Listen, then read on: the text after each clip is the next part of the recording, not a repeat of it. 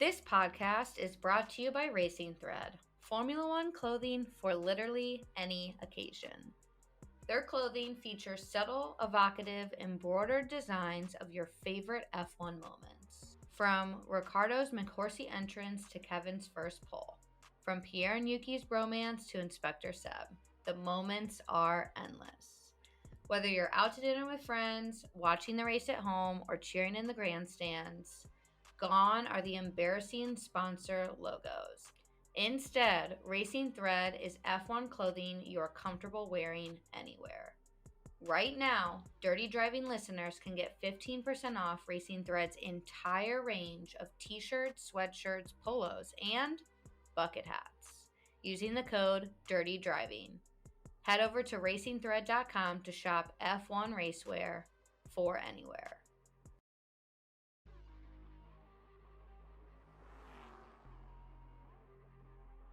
It's chaos. It's a different type of Sunday scary. It's your newest obsession.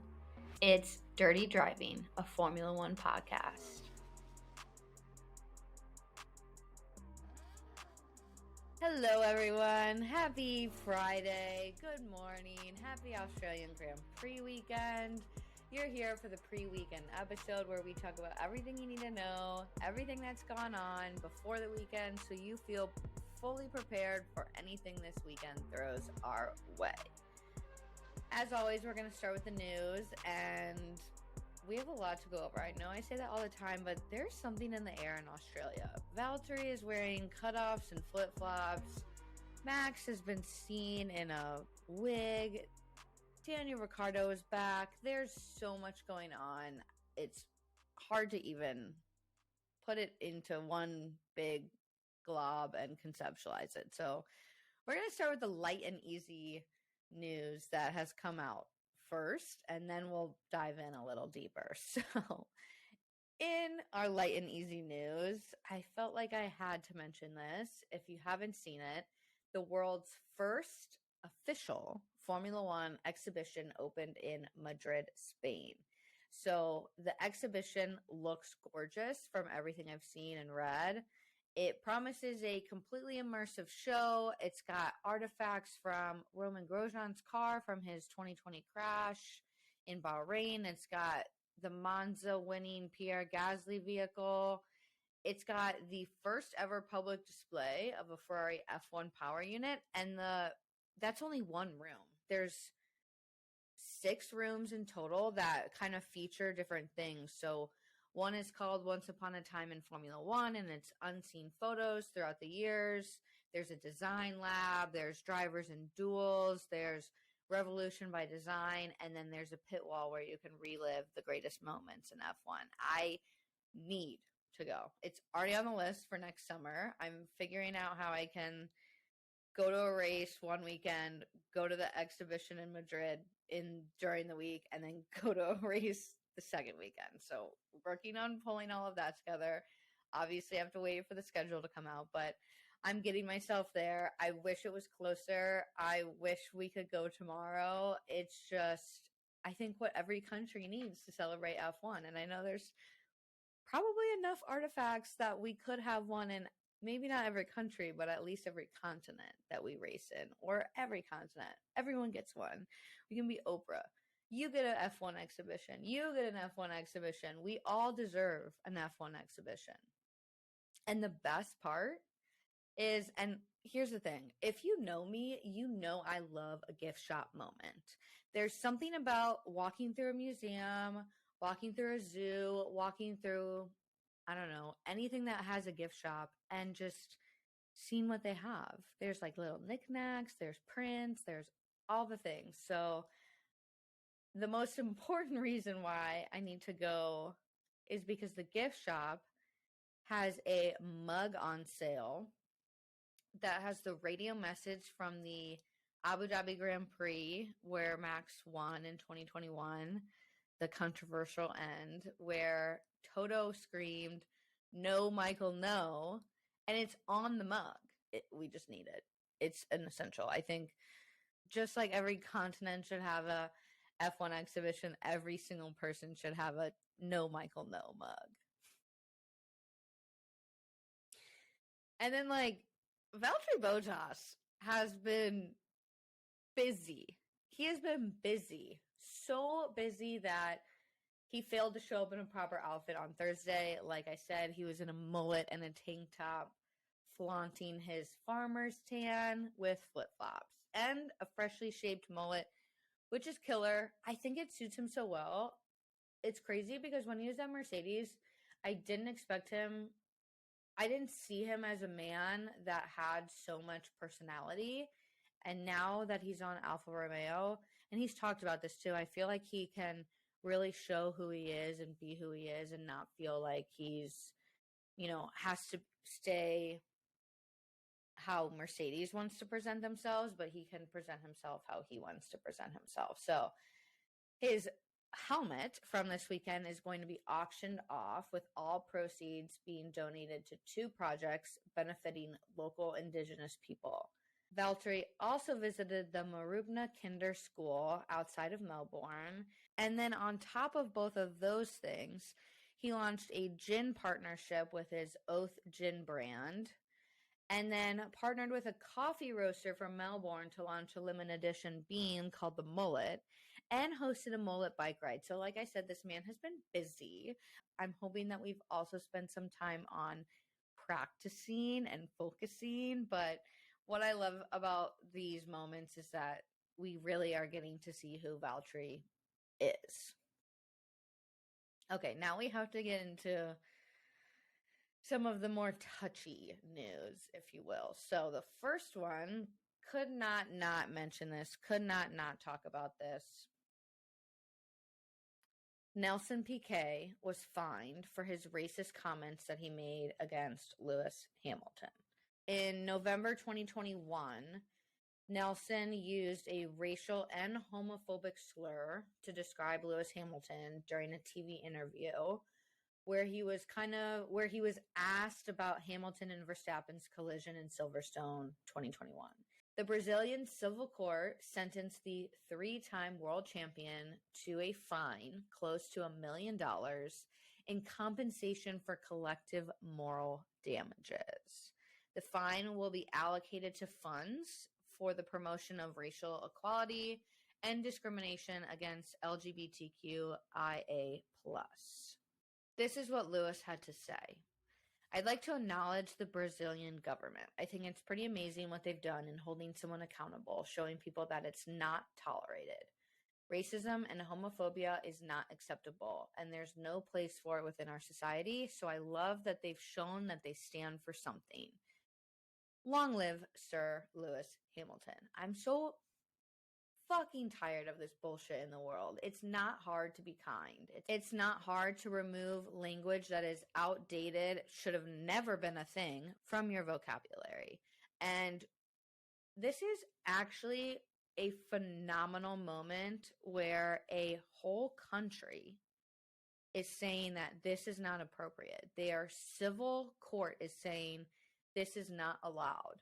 This should not be tolerated, and this is not who we should be as a human race. So, full claps to Brazil for moving that forward. In other news, Stefano Domenicali wants to cancel free practice sessions. So, during a visit to the MotoGP in Portugal, he said, "I am a supporter of the cancellation of free practice sessions, which are of great use to engineers, but that the public doesn't like."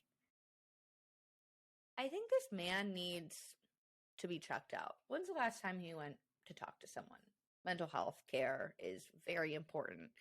And I just don't think that he knows his fans at all.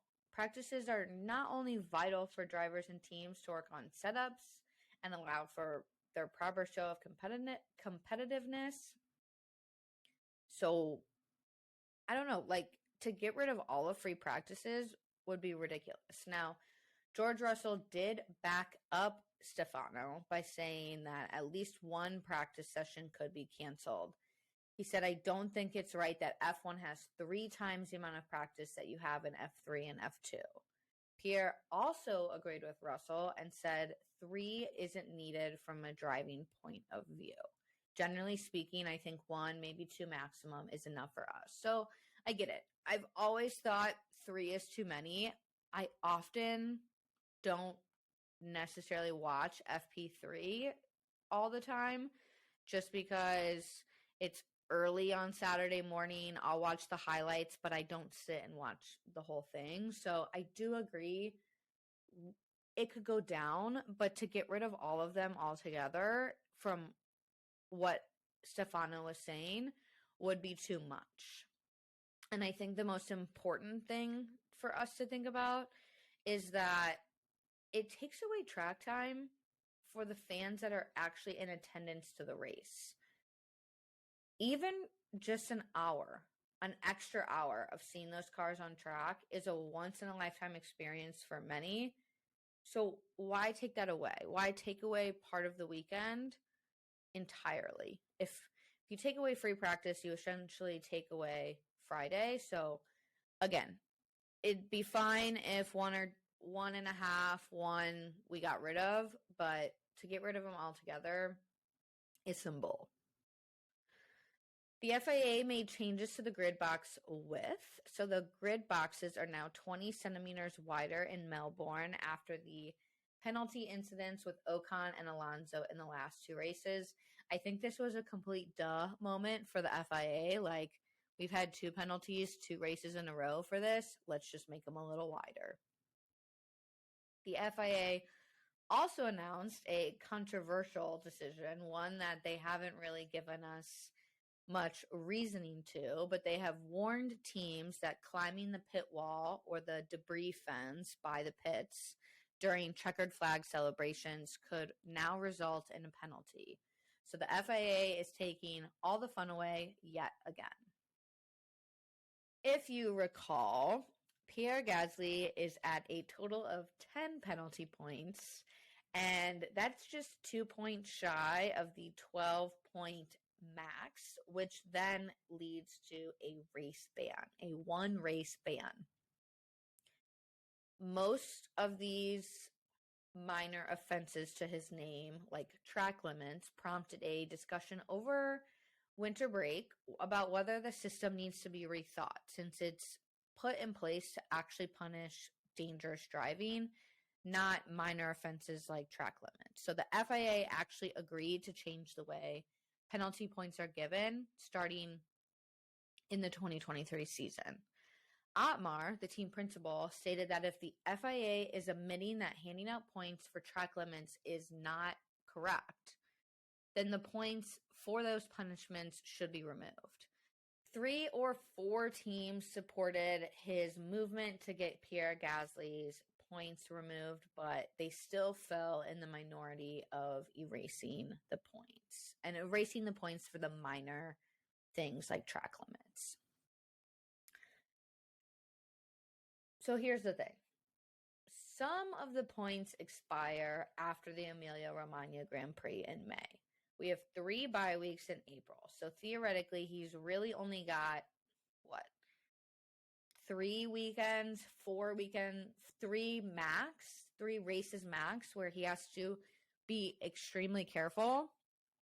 I think they made the right decision. I'm sorry, but you got those points when the rules were the rules, and now you have to wait till they expire. That's on you, Pierre. I'm sorry, but I love Pierre, but this was the right decision. They should not be taken off his record. I think we're all aware that McLaren has been in a period of decline, and a restructure is maybe just what they need to get refocused. So McLaren is parting ways with their technical director, James Keyes, and they've decided that a team of 3 will be a better route than having a single technical director overseeing the whole operation. So we're getting a technical director of aerodynamics, a technical director of car concept and performance, and then a technical director of engineering and design. All 3 of them will report to Andrea Stella, the new team principal. This change also comes with many other personnel changes, including signed contracts with 15 employees from a number of top teams like Ferrari, Red Bull, Aston Martin. So lots of grabbing of hands that have worked on better cars in recent years. And when I heard the word restructure, I was like, oh, is Zak Brown done? Is it time? And it's so funny how quickly your perspective and opinion on someone can change once you start to really look at their actions and how they treat the people around them. So from my perspective, Zak is way too focused on the marketing, and that has become his primary focus, the when the primary focus should be on racing. It should be on being the winning team. I will be interested to see how the new layout with the 3 promoting to team principal could potentially bode well for McLaren. But just like we won't see the structural changes, the momentum changes, the vibe switch that Vasseur is bringing to Ferrari for at least a couple more months, McLaren will be the same way. You're going to have to make time for the team to figure it out and rejuge before things settle and things are going well and we see the changes that have been implemented. So it's going to be a minute and they might have made the wrong decision. So I think we're just on the train. We're on the ride for McLaren. We are here to see what they're going to do. A couple other headlines to look out for is that Porsche is putting a hold on their F1 entry.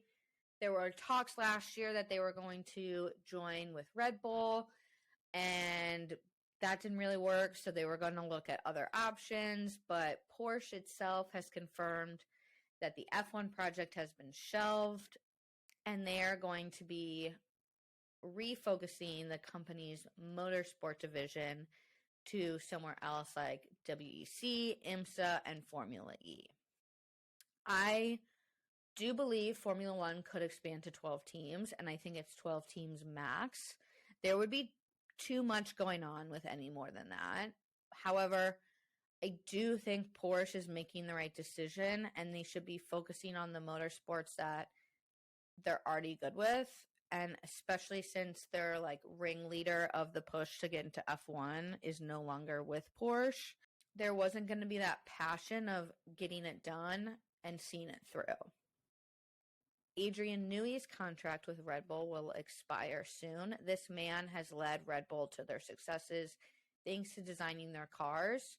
Will he go somewhere else? Probably not, as he's been with Red Bull for 2 decades, but we will see this storyline develop in the coming months.